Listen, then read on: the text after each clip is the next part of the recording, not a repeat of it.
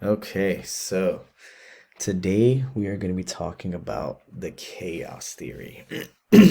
And I don't mean chaos as in basically the last 2 years of our lives and what we've had to deal with COVID. Um, this is going to be hopefully a much more positive relation to chaos than what everybody's used to. So let's get started. So, what exactly is chaos theory? Well, to start, you cannot talk about chaos theory without talking about the butterfly effect. This is probably one of the most famous ideas that's ever been created. The butterfly effect is basically the idea that can the flap of a butterfly in Brazil cause a tornado in Texas?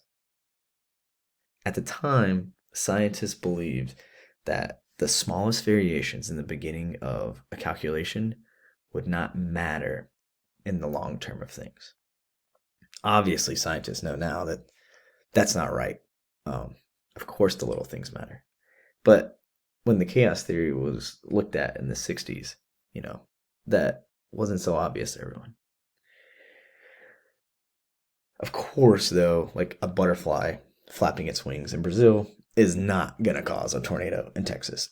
But this idea of thinking is important.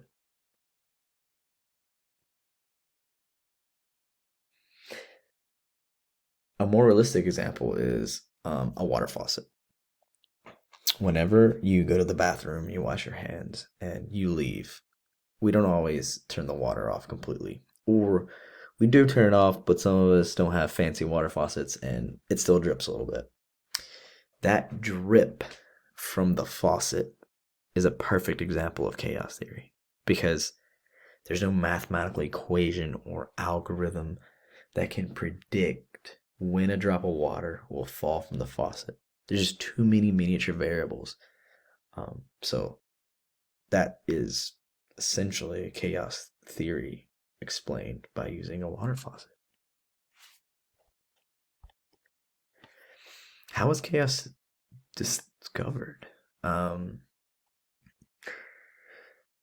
This is kind of a unique discovery because you would think that something as simple as the chaos theory and small decisions affecting large decisions would have been discovered, as early as cavemen, which honestly it was, but it just wasn't put on paper and it wasn't utilized in any sort of fashion that was important to the world. Chaos theory, from a scientific background, was discovered by an Edward Lorenz in the early 1960s. He was studying and making calculations about the weather. He was trying to predict the weather. He was studying to be a meteorologist. During his calculations, he was using his answers rounded to the third integer. So he decided, I'm going to see how different my results are going to be if I round it to the sixth integer. And it was incredibly different. Even so different, he led to creating this theory called the chaos theory. That's how different it was. He noticed his results were so different. So, as its roots, it's not scientific, it's not mathematical, psychological. It can be applied to every aspect of everything in life. No matter what decision you make, it's going to have consequences, good, bad, sooner or later. So it's important to note that. So why are we talking about this? What does it have to do with business? It's important to know that chaos runs the business world. Sometimes it's good, sometimes it's bad, but it's there. And Tom Peters is the man who recognized how chaotic business was, and he wrote a guide specifically for managers in order to respond to chaos. He introduced this guide in the 1980s. The idea, again, was already there, but it just was never implemented in writing. So, again, he wrote a handbook. He explained to managers that The environment is always changing, and the global economy will continue to fluctuate now and forever. His advice to managers is that businesses need to adapt and respond to change and don't ignore it. Technology is changing, the environment is changing. Um, Translating this idea to business, the chaos theory is extremely useful. It guides behaviors and predicts outcomes. Just like no one can predict when the business world will shift and change, no one can predict if it would ever go stagnant either. So why not be prepared? Organizations need to be able to adapt to chaos and ensure that they have effective leaders, a common vision, organizational beliefs, open communication. These things are all highlighted by the chaos theory and what its entire existence even means. Now, I know that most, if not all, but probably most of the students at National University are either prior military, active duty military, or they have some connection to the military. So I thought it was really cool when I learned that Tom Peters served in the Vietnam War for the Navy. Then he went on to serve in the Pentagon. And then he continued his career under the Nixon administration at the White House. If this guy doesn't know chaos, no one does. I can't think of a more chaotic life than all of those things back to back to back. Absolutely insane. To put this into kind of perspective that everyone can relate to. Oh man, I hope you guys can relate to Blockbuster. I'm not old, but like this might be my first I'm old moment if someone reads this PowerPoint and they have no clue what Blockbuster is. I might be in trouble. But anyway, a great example of this is Blockbuster. Blockbuster was the original entertainment platform, and ultimately it failed to respond to chaos. Whenever technology advanced, the owners of Blockbuster had a huge decision to make. Do we innovate, adapt, and overcome, or do we just go with the flow and see what happens? And that's what they did. They went with the flow, and the business took a huge hit. So they decided to sell a business.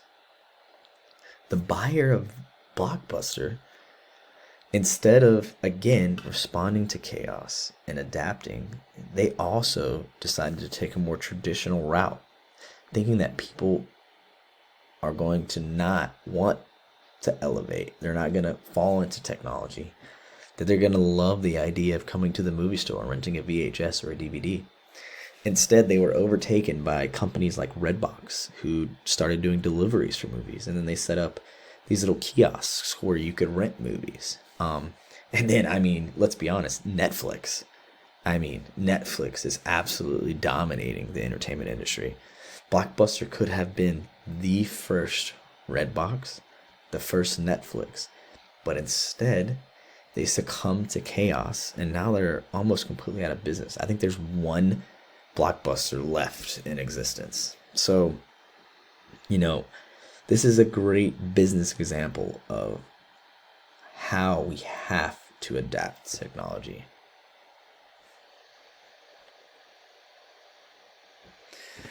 So I love this because it highlights the fact that we are evolving and that our decisions have consequences. Sooner or later, good or bad, there will be a consequence of some sort, no matter how small, no matter how large. This idea has a huge impact directly on business and indirectly on business. There is not a business opportunity available today that does not cater to the changing world and their ability to adapt. Organizations have had the opportunity to control the chaos and respond with technology, leadership, and adaptable strategies. And a lot of this plays part to Tom Peters and Edward Lopez on how they put together this chaos theory and adapted it to every aspect of life. Life is pretty simple. You do some stuff, most of it fails, some works. You do more of what works. If it works big, Others will quickly copy it. Then you do something else. The trick is doing something else. Tom Peters is a genius. He's a business genius. It's amazing. This is for me, actually. Chaos is inevitable. So choosing how to respond takes a leader. And that's why we're here. Thank you. And if you have any questions, please feel free to ask. Thanks.